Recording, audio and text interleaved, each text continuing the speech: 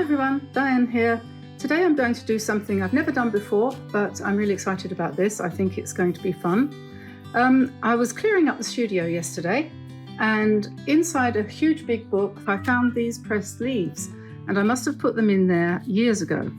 And I found them and I got them out, and I've just looked at them. I've literally just 2 minutes ago taken them out of their pieces of paper that I had them between. I'm not an expert, so I just did it inside a book. You know, you can have these flower presses and things, but I didn't do that. And I'm absolutely staggered to find that I have got an inspiration for a painting here in front of me. There are so many different shapes of leaves. I had no idea that I'd done this, and I'm really surprised. And you know how it is when you want to start a painting and you think about leaves, all you can think of is pointed ovals, and that is a true thing. But look at this. There is a pointed oval, but look at the other things that there are.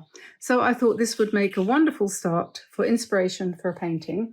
So I'm going to take a large sheet of watercolor paper. This happens to be, you know, my favorite 15 by 9 Meeden watercolor cold press 100% cotton. We're going to use that. It's a big sheet, but only because I just want to have room to spread things out a little bit. And I'm going to also use this set of paints. And the reason why I'm going to do that is because Meeden are offering to give away 10 of these this month, and this offer is still until the end of the month. So if you're looking at this real time, so to speak, you can still enter. All you have to do is go to their website and buy something. Doesn't matter what. It could be just, I don't know, a small palette or something for a couple of dollars, and they will enter you in the draw, which is a random draw at the end of the month. And then they'll send the top 10, the first 10 to be pulled out in the draw to win one of these. They'll send them direct to them. So I think that's a really good offer that they're doing. And since everything that they have there is reduced by 15% if you use Diane 15, you can't go wrong, really. There's not much to argue about with that, is there? And the other thing, before we get started, and we will get started on this in a minute, but I want to get this out of the way. Very important thing, the World of Watercolor Month has come around again. Yet another July is on our doorstep, waiting to be let in. And this is my design for this year. It's a little bit like last year's, but not quite the same. Anyway, so there's the pouch, and this is the large one, and it is quite big enough to hold this set of paints with no trouble. Can see that. So it's a biggish kind of pouch, and there's also a slightly smaller one for a slightly lower price. So there's that, and you know that these are being sold. I don't make any money out of it. It's just for World Watercolor Month, and here's the mug that we designed as well for them. So they're all good quality stuff, and yeah, so I hope that you feel able to support Charlie with his project there to support art for children who are underprivileged and don't have any resources. So there's that. Now, how am I going to do this? Let me put these things completely out of the way. And my empty cup of tea. And what I think, I tell you what I'm going to do. I'm going to use this as a kind of cheat sheet sort of thing. And I'm going to put them here. And then I'm going to get my paper. And I'm going to move my camera up a bit. I'm using a Artex watercolor pencil, a grey one, and the reason being that this won't show, I don't think, when I paint these, which is the next thing I'm going to do. So I'm going to relax now and sit down, and I never know whether to wear my glasses or not. Have you ever had that feeling when you've got them on you can't see, and when you've got them off you can't see? Anyway, I'm going to do what I always have been calling a deconstructed composition here, and that means that each element doesn't have any relationship with anything else. And I'm going to start, I think I'll start in the middle. I'll start with one in the middle, and maybe I'll start with this one. And what I'm going to do is I'm going to draw around it. So for people who can't draw, and I think that's probably going to break if I bring it down. This is a boon. This is one for you. I'm not that good a drawer either. So what I'm going to do is I'm just going to lightly outline what I have here. And I think this will work. It's actually not easy to draw a leaf like this one.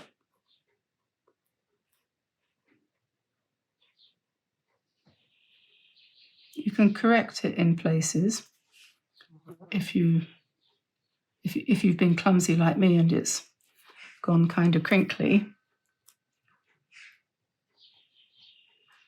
I didn't know what I was going to do with these leaves when I pressed them, of course. And I couldn't think what for the life of me to paint today. This is for tomorrow's video, which is Tuesday. Okay, so we'll take that off, and lo and behold, I'm winging this, you know, guys. I'm winging this because I have no idea how this is actually going to work out, but that looks pretty good. So before I put it away, I will just copy. Oh, I'm quite excited by this. I think this is something different. And then I can see the veins. I can see the veins. I think this might be some kind of maple. I don't know where this came from. Before anyone asks. I don't know. I think it must have come from the garden.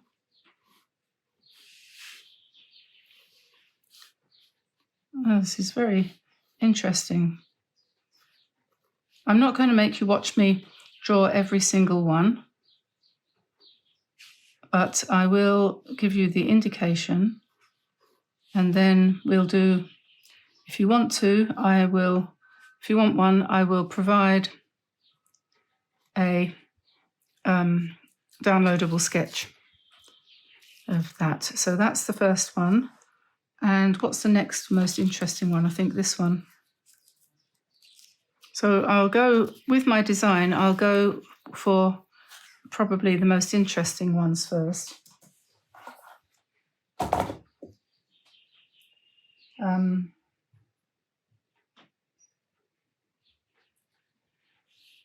It doesn't really matter how you do them, though.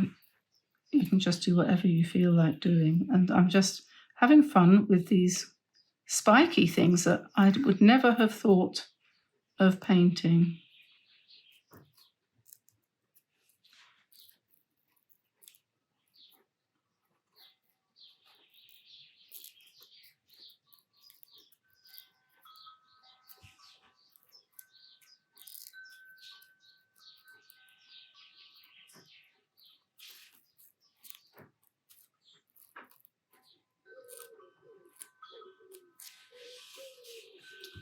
So, oops.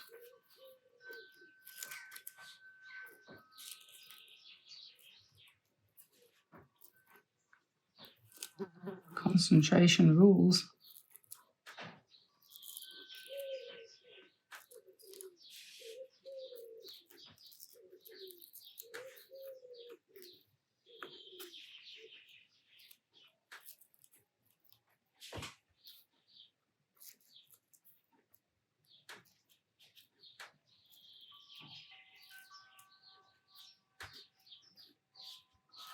So we have number 2, and we'll look for this one's veins, which go all the way up to the top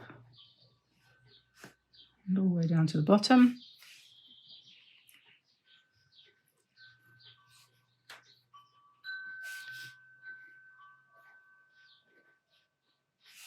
I've been watching a lot of and reading the book by David Attenborough. I don't know, English people will absolutely, anyone who's English and is listening to me will absolutely know without any shadow of a doubt who David Attenborough is. Sir David, I should call him. If you're American, you might not know him, but he is an absolutely iconic presenter of natural history programs. He's been doing it for, well, he's 99, he's going to be 100 next May. He's amazing. He is an absolutely fantastic person, and he's so clever, and he presents his program so well. I know you can see them on television in America, and you can definitely see them on the BBC. They've got a BBC, now what do they call it? Let me just check. I'm just going to check what it's called. I have to go to my history. It's called BBC Earth. and it's on YouTube, and it is full of fantastic video narrated. A lot of it is narrated by him or David Tennant, who you probably also know. And yeah, no, it's fantastic. That one I've done. So let's do this one. This is an interesting one. Shall we put that one down? It's about the same size as that one, so maybe, I don't know, I might not use that one. Oh, here we are. Let's go for this one. Let's put this one up here, maybe. Anyway, why am I saying that? Oh, yeah, because it's kind of rekindled my childhood interest in animals. Of course, when I was a kid and very young, I wanted to be a vet, as you would if you love animals, but that never happened. I think if I'd have been born in America, I would have had a chance to have fulfilled that childhood ambition. But in England, you had to come from the right family. But first of all, it was a good idea to be a boy, because there weren't very many female vets in those days. And secondly, you had to come from the right family, preferably one with a father who was a vet. It was the same in medicine, actually. You didn't want to bother to try and get into medical school. Oh, I've dropped one. If you weren't the child of a doctor or related to somebody who was in charge of one of the medical schools, it was like that. It was really. Yeah, maybe it's the same in America. I don't know. You'll have to enlighten me.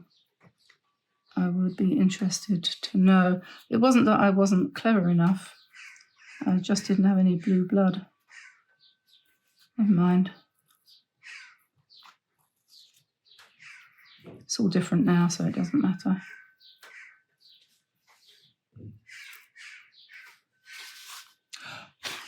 There we are. That one's a bit like a clover. There we are.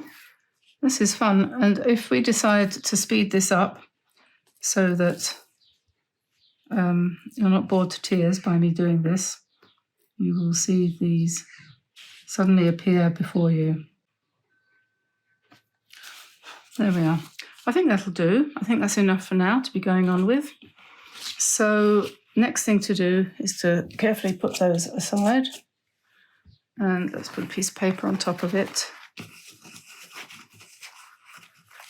And as I said, I'm not going to paint them all green. We're going to go to our nice mixture of colours here. And I will need a palette.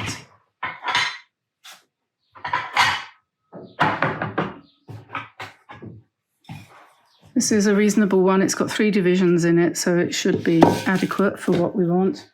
And yeah, I know it's from Meeden too, but hey, it's the best I can do. There we go. So I've got this on in place. Now, I'm going to use a medium-sized brush, so say size 5 or something like that. Yeah, I think I need smaller than an 8. Let's see what I've got here.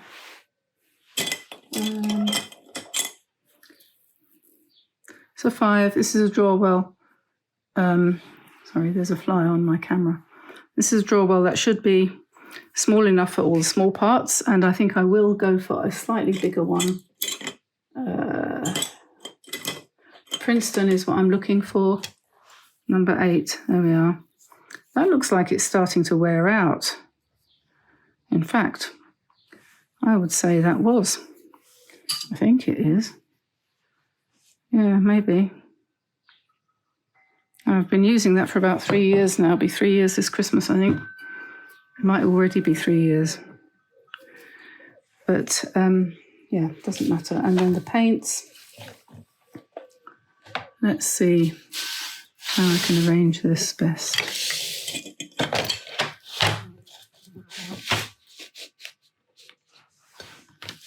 I think that'll do. I might feel a bit inhibited using these paints because, as you know, I tend to paint with larger amounts of paint, but we'll just give it a try. Okay, so what shall we do? We need to think of a palette, really. Or, well, maybe we don't. I think there's more than one way of going about this. More than one way. You could do it really carefully and really traditionally, or you could, which is what I'm going to do, you could start with a colour that you like. So, for example, I think that's olive green.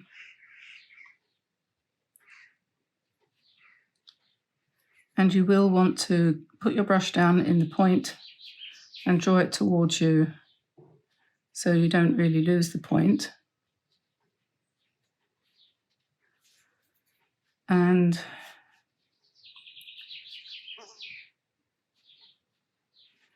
I'm recording this early afternoon, and it's suddenly starting to get hot. Well, it's not early afternoon, it's, what is it? 2:30. It is, we're sort of having a bit of a heat wave. I'm sure it's not going to last long. And I've had lunch and I'm feeling a bit sleepy, if you know what I mean. So if I sound a bit unconnected or uninteresting, that's why. So as I was going to say, you could paint this in unrealistic colours completely. So I could have started and painted this one orange or purple.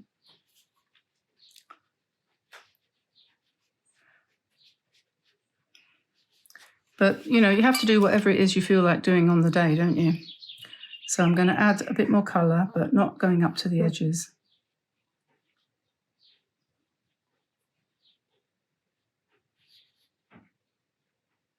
Quite so near.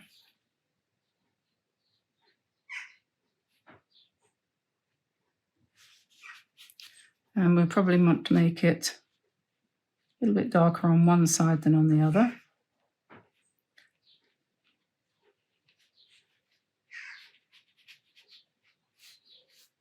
Something like that.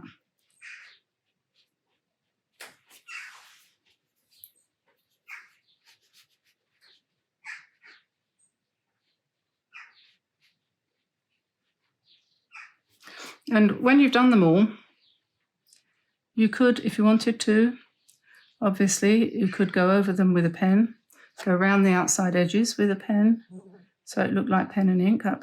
Or you could start off by doing that. You could start off by doing the pen lines first. Okay, so now let's go for a different shade of green, maybe. Let's just do this one here. I'm going to use a smaller brush.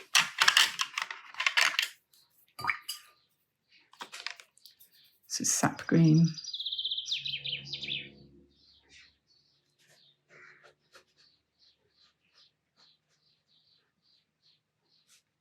This is a very good way of testing your paints, seeing how good they actually are, and your brushes. And if you can't get it to work, if you can't get the points and you know your brushes are starting to wear out or they never were any good.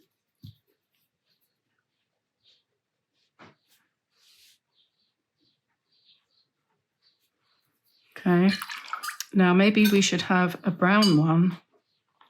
This, I think, is burnt sienna. I think this one was brownish.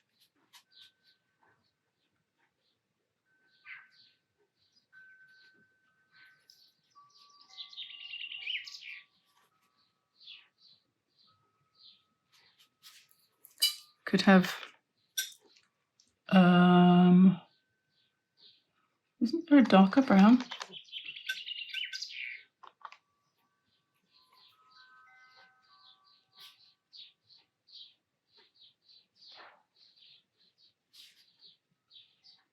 I think this is a good way of studying the forms of leaves so that when you next want to draw a leafy design, you can think, or you could even look back at what you've done if you did this or something like it.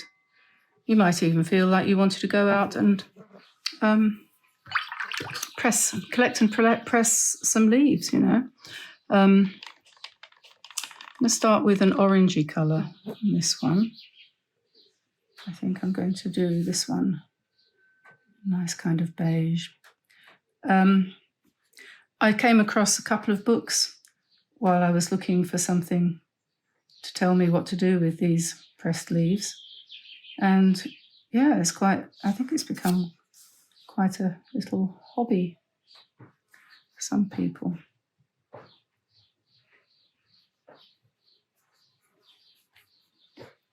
It used to be very popular, didn't it, amongst the Victorians?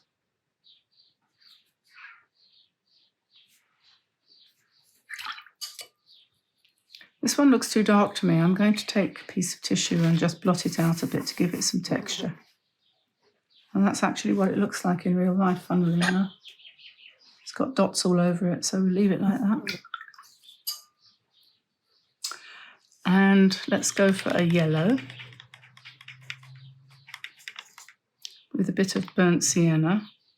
It's a good way of practicing mixing your colours. I was going to do that one, but I suddenly thought it will look like a banana if I paint that one yellow, so we'll probably go for a red or something on that one.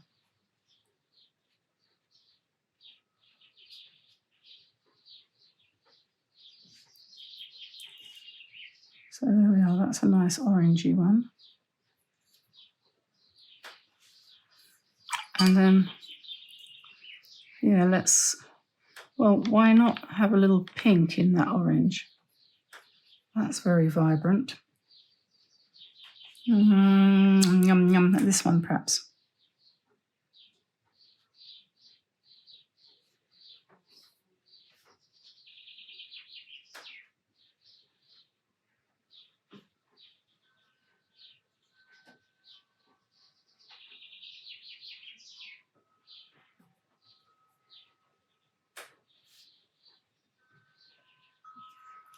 Oh yeah, and I keep looking at this one and thinking it wants to be really dark green.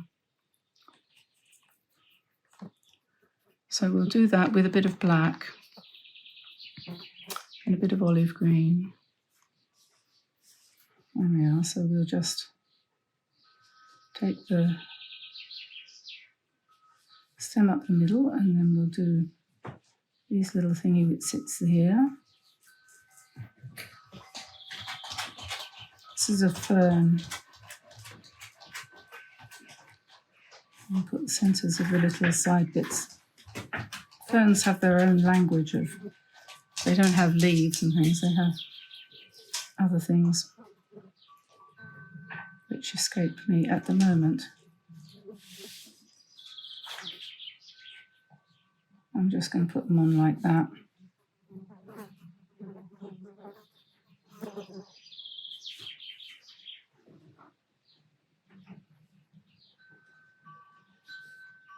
My friends, the birds, they sing, you see, for you when I can't think of something to say. Off go the chaffinches. Or the wind chime, as you can hear, which I discovered in the back of the cupboard the other day. And I thought, that would be nice.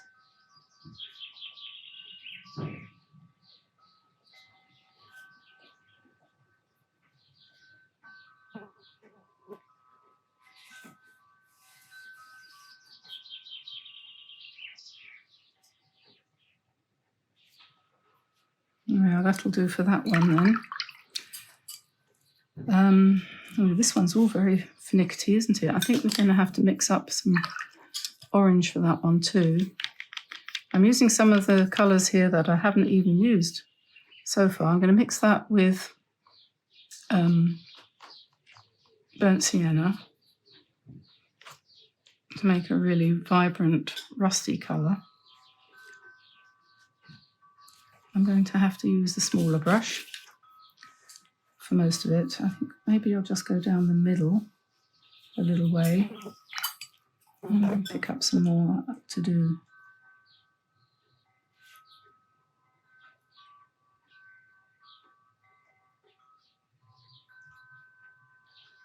Oh, this one's really full of shapes. I would never think of painting something or drawing something so intricate, not in a month of Sundays.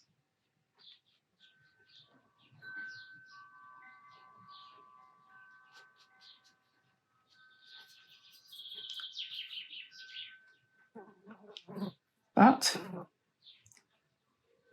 there's always a first time. There's a first time for everything.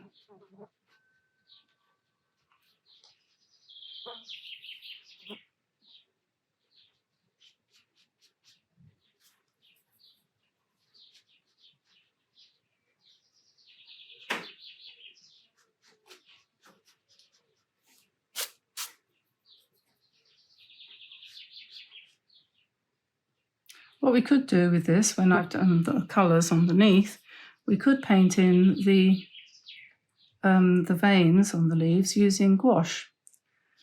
That might be an interesting experiment.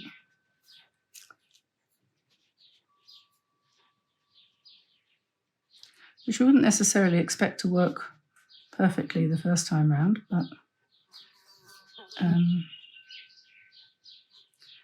was listening to a video this morning by somebody, I can't remember who was talking about art.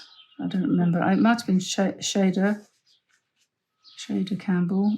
Anyway, someone in one of her comments said, because she was saying about how sometimes when you try to do something, it doesn't work out right and you get cross with yourself because you failed, which is something I try to avoid myself. And I think I've probably said once or twice on here that the only way to learn is to try, and if you don't like what you do, then you learn from it and do it differently next time. And for goodness sake, don't give up just because something didn't work out perfectly the first time. Do you remember the first time you baked a cake and how good it was? I do. You know, you do it at school, right? And you bring it home and everyone says, oh, yes, that looks very nice, Diane. Yeah. And then they struggle to eat it, but they say, oh, that's delicious. That's wonderful. I hope you're going to do more of those. And but they're only being polite. But anyway, so you can't expect to do everything perfect the first time, can you? Definitely not. First time you sit behind the steering wheel of a car. That's always interesting, especially if your dad's teaching you to drive. Yes, I said left, not right. I think my parents nearly got divorced over that. I'm not going to go out with you again, Arthur. Never again. Never again. All right then, I'll pay for lessons then. How many times has that been said over the history of mankind? Right, that one's done. That was a bit of a long drawn out sequence, wasn't it? Question is now, what colour shall we do this one? How about a nice dark lime green? Hello, Lottie. What have you got have I forgotten your dinner or something? I don't think so. This one's going to be a dark lime green. Lies down in disgust. I'm a bit worried about my dog, Lottie, because she's coming into heat and she's been, the first part of a heat. Don't want to go into too many gory details, but it's a messy procedure, but she's never been so long in the bleeding phase before. I don't know. I'm going to write to her breeder and ask her if it's normal, because she's 10 years old and I don't think she's ever bled for so long as this before, so I'm a bit concerned. But it's probably not unusual. Now, I've done this one pink because why not? And I'm still worried about this banana here. I have a feeling he needs to be a really, really intense rusty red. That is to say, reddish rust or something like that. How about that? That doesn't look too bad, does it? And then we'll be able to make this is a relief. It's a nice straight lined thing. No indentations.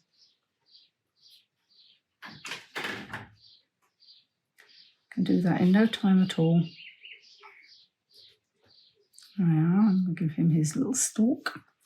Now we've got this one down here, and I'm going to use up some of the paint that I've got on the palette here. I'm just going to do the light pinkish colour.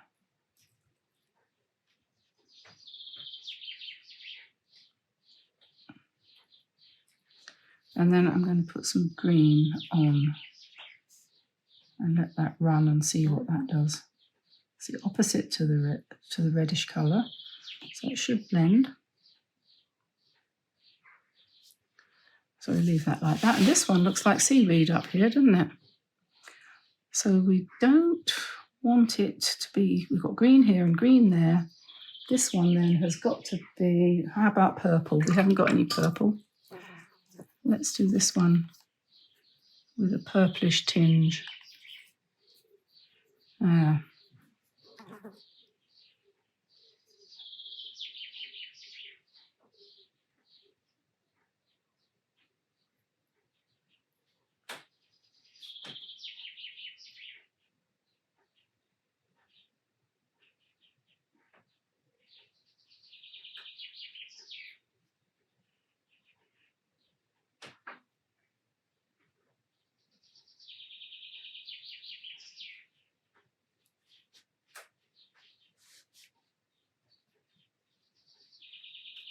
That looks like a hand.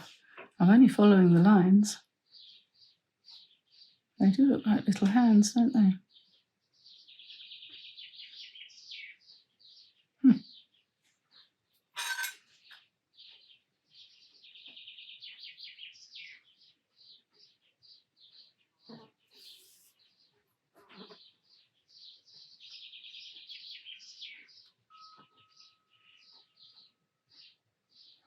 There we are, so that one's purplish. So that's the first coat of paint. Now, at this point then you would evaluate that and say, oh, I don't know if I need to add a few more little ones here and there. And you could do that. You could make some up. So, for example, you could go for your yellow ochre here, and you could say, but we really need some pointed ovals here.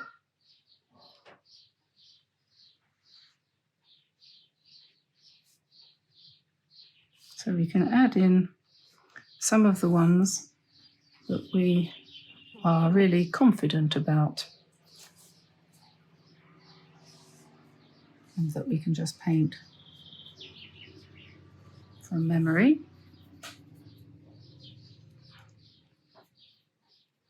And here we'll put maybe one going like this.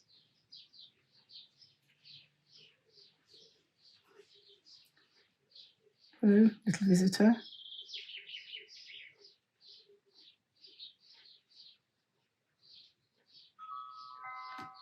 Something like that. And so a little brown one up here.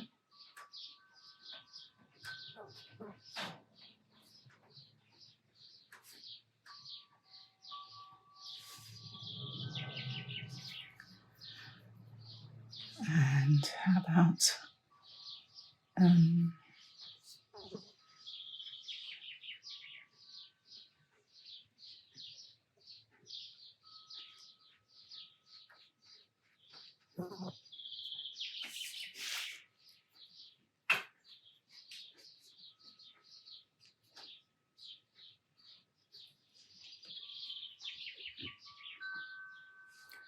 what should we put up here?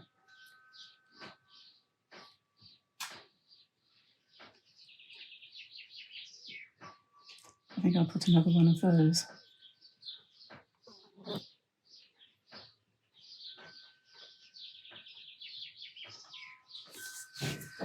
And over this side, I think a bit more of this really, really dark green that I had there. That was a bit of green with a bit of black, I think, wasn't it?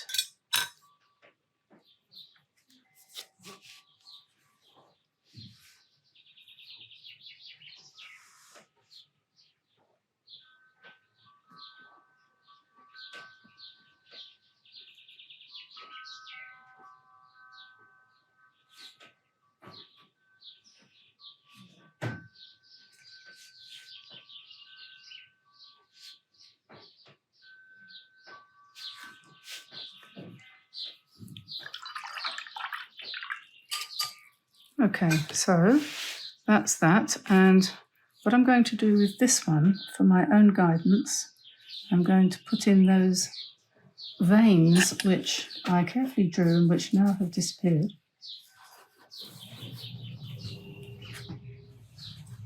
I'll go back to my master plan here. Put these back in. This is something I have long not allowed myself to learn properly, how the maple leaves veins go, and I think they alternate down here.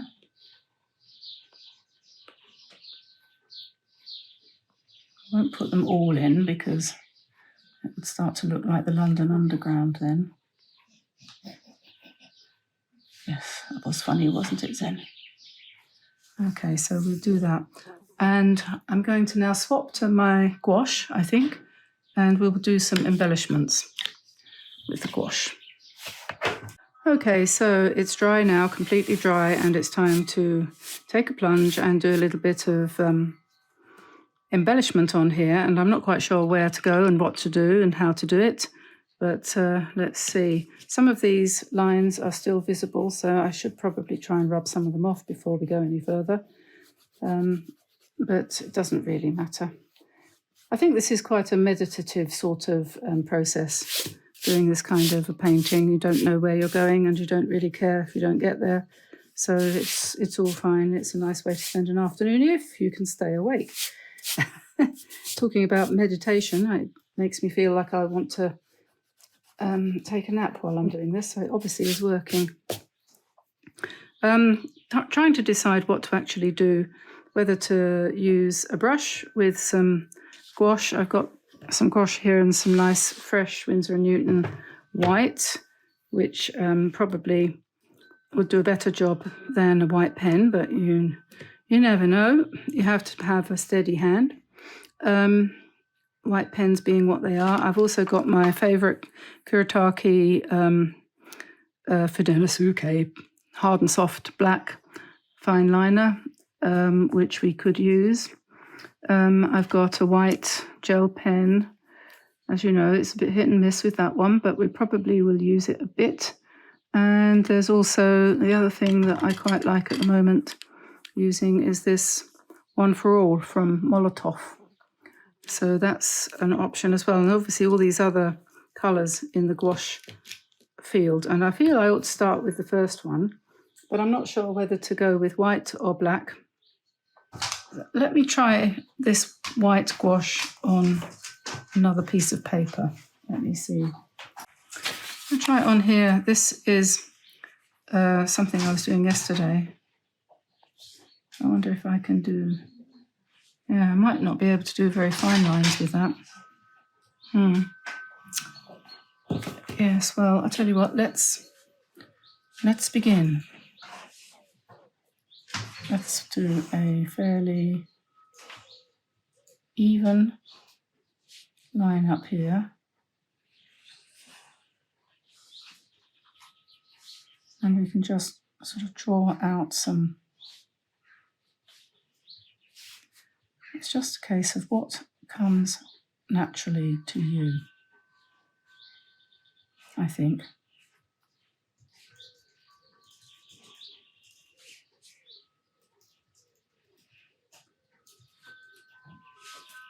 Yeah, so that's the first one. I'm going to continue with white. And we'll go up here to the top, over here, down here.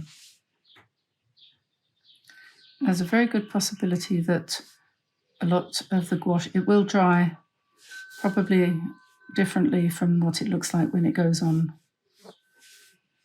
wet.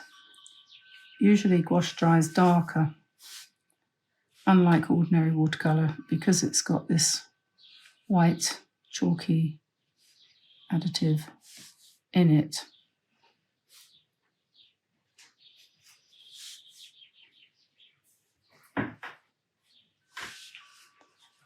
Okay, So let's carry on putting white leaves, white lines, white veins on and see where that takes us. Yes, please.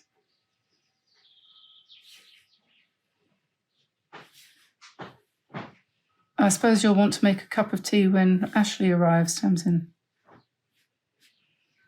Yes, I'll show him where to put his caravan and then we'll have tea. Hopefully you'll be done by then.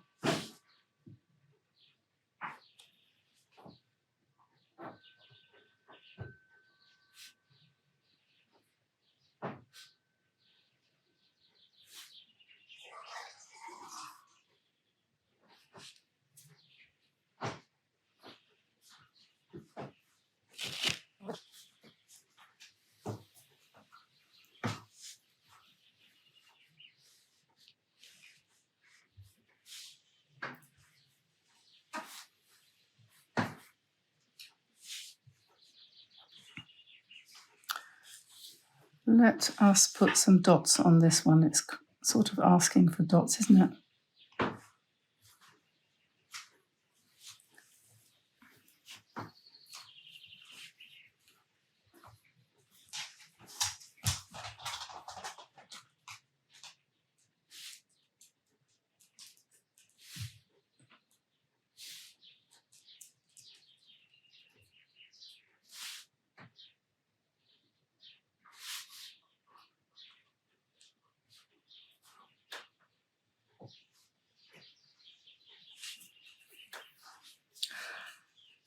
So we've got 1, 2, 3, 4 with white on.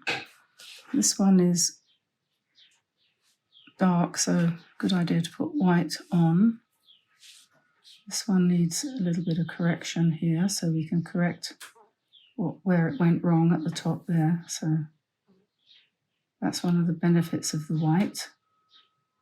You can just come in and correct it so it doesn't look quite so blobby.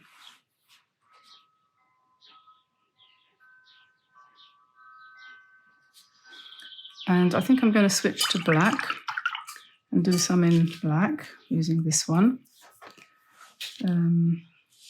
Maybe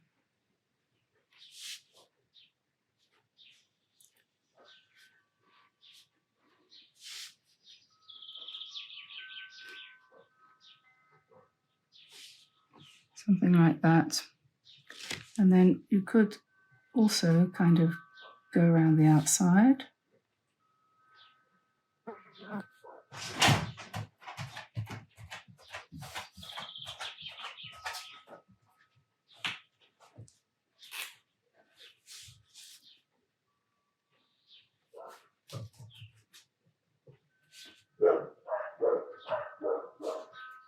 We are expecting visitors this afternoon, and it sounds to me like they might have arrived.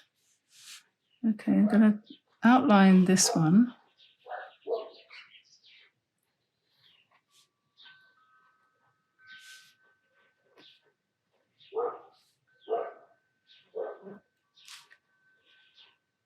Oops. Eek.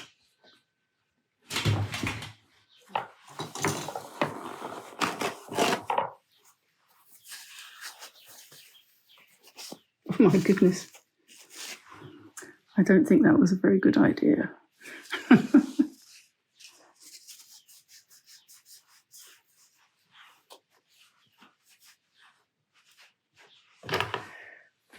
dear, move that out of the way.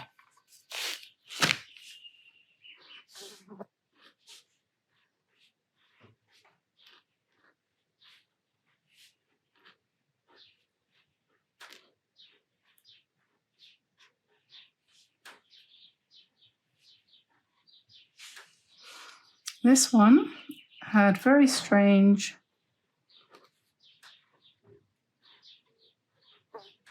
it looked like a little miniature tree, but I'm not going to, oh, go away.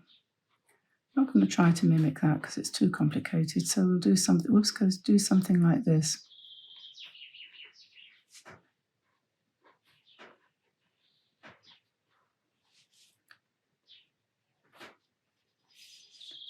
Got little dots all over it, this one.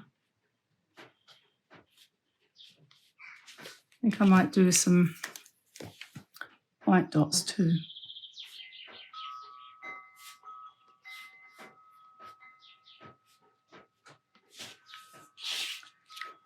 Okay, and the black ones look rather good, don't they? Let's do this one.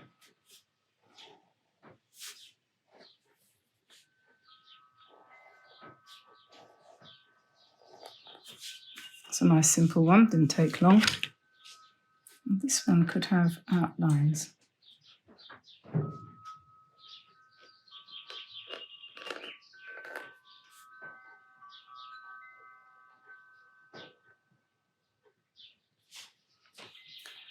Okay, and this one.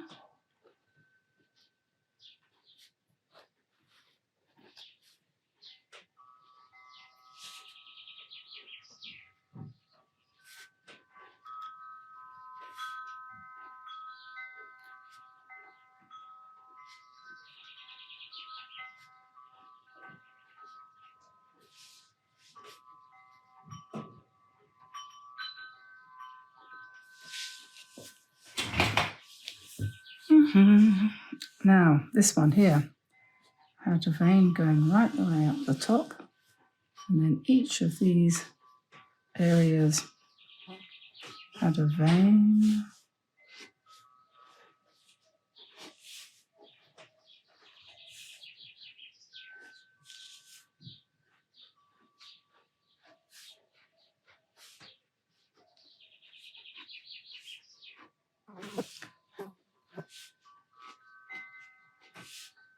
While you're doing this, try not to think about what it's going to look like when it's done.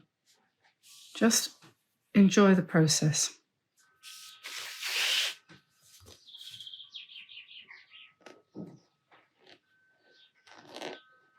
And when you do start to enjoy the process, you'll start to have more creative ideas.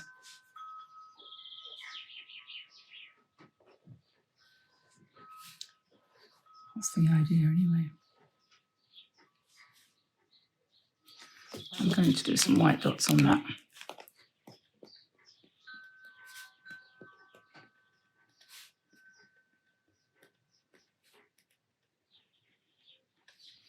Oh, that's cute. So we'll do a few more of those in various places.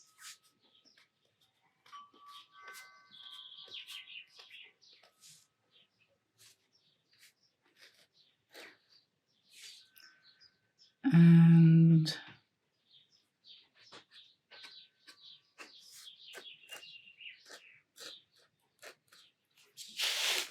let us see, what have we got left? This one obviously needs something a bit more. I'm going to go around the outside of this one, I think. I have to do it carefully, otherwise I'll lose all my little indentations, but if I do it right, I'll be able to cover up the pencil and give it a better effect.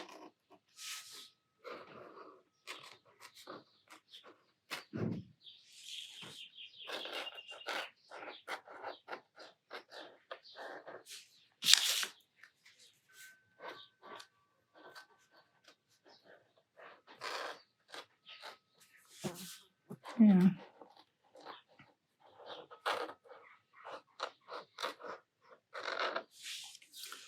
And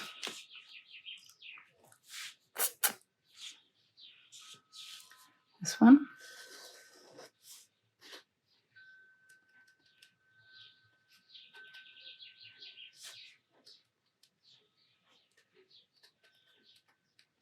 I think we're nearly there.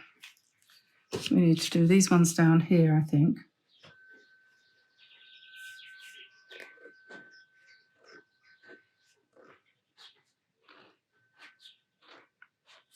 Down, heavy and light.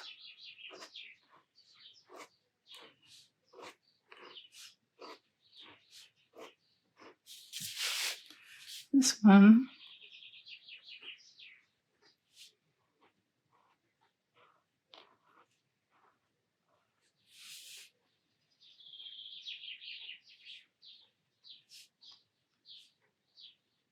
I think we're done.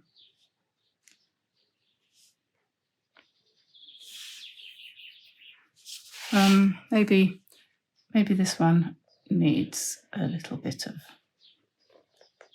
reinforcement too.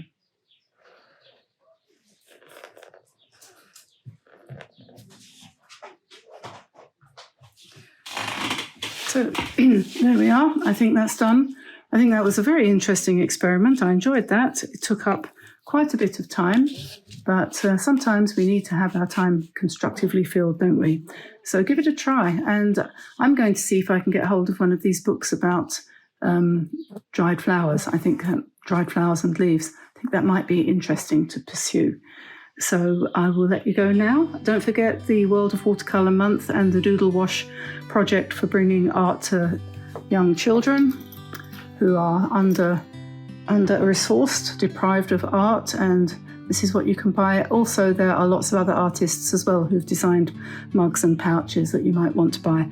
And as I said, none of that goes to us. It's all for Charlie's charity. So I'll let you go now, and I'll see you again soon. I'll say bye-bye for now from me and from the rest of Brittany. Bye, everybody. Bye-bye.